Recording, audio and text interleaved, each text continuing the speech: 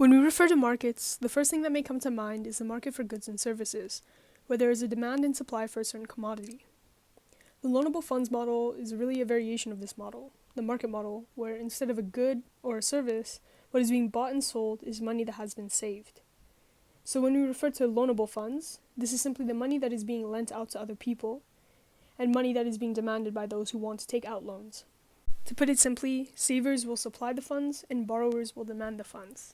So suppliers will supply loanable funds, and these people are the savers. If you were to put some of your money in a bank and save it, the bank will use that money to provide a loan to someone else, and they will charge interest on that loan. By saving, you're contributing to the total amount of funds that can be used as a loan for someone to borrow, and so we also have borrowers who demand these loanable funds. With this information, we can start to see what the loanable funds model will look like. Just like any other market model, we'll have quantity on the x-axis. Here, we're referring to quantity of loanable funds, or QL.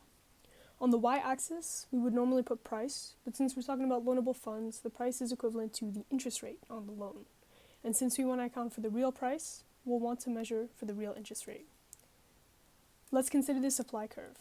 Supply within the loanable market is determined by total saving within the market.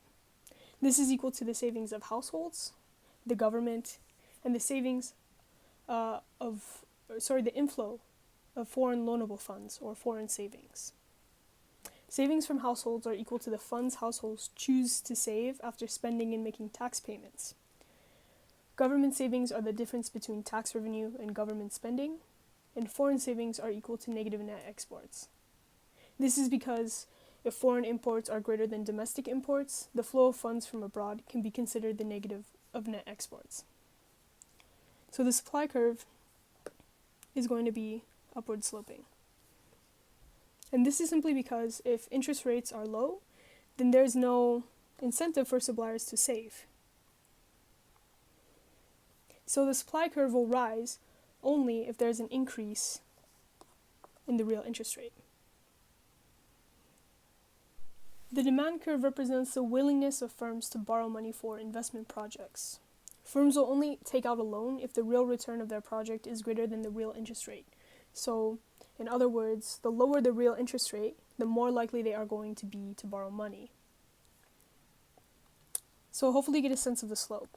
It's going to be the inverse of the supply. It's going to be downward sloping, as firms are less willing to invest when the real interest rate is high. And of course, like any other model, there will be an equilibrium point where the supply and demand intersect.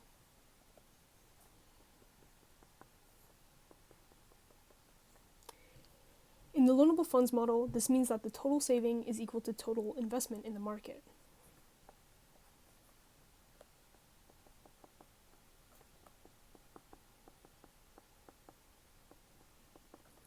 So the saving and investment is equal to each other at the equilibrium point in this model.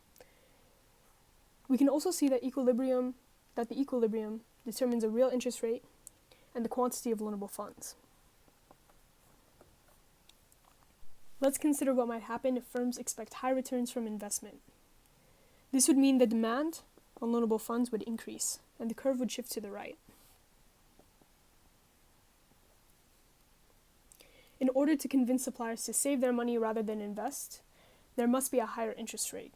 So when the demand curve shifts right, we get our second equilibrium point.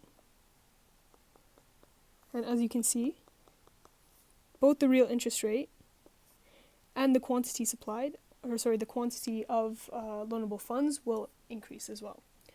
So when there's an increase in demand for loanable funds, overall saving and investment in the market will increase as well. What if there's a decrease in total saving?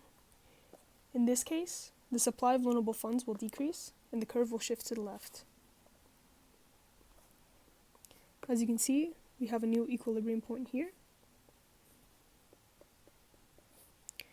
And while there's an increase in the real interest rate, there will be a decrease in the quantity of loanable funds. So when there is a decrease in the supply of loanable funds, overall saving and investment in the market decreases. An example, assume that there is an increase in government borrowing and at the same time people are starting to save more for retirement. What would be the effect on the loanable funds model? Let's start with the first part, an increase in government borrowing. The government is a borrower in this scenario, and they increase the demand for loanable funds. This means that the demand curve will shift to the right,